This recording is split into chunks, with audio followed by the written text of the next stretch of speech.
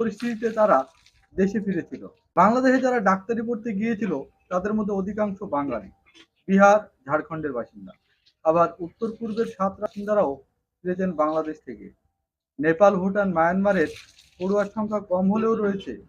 এদের বেশিরভাগ বাংলাদেশে গিয়েছিলেন এমবিবিএস পড়তে।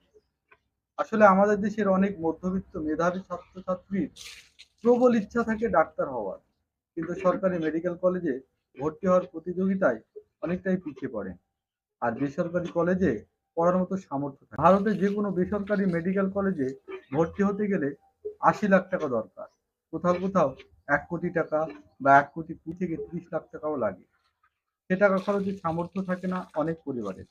তাই অনেকটা কম খরচে বাংলাদেশের মেডিকেল কলেজে সুযোগ মিলে যায়। মূলত এই কারণ, আনুষঙ্গিক অন্য কোনো কারণ থাকতে পারে যার জন্য ভারতীয় ছেলেমেয়েরা বিদেশে ডাক্তারি পড়াশোনা করতে যায়।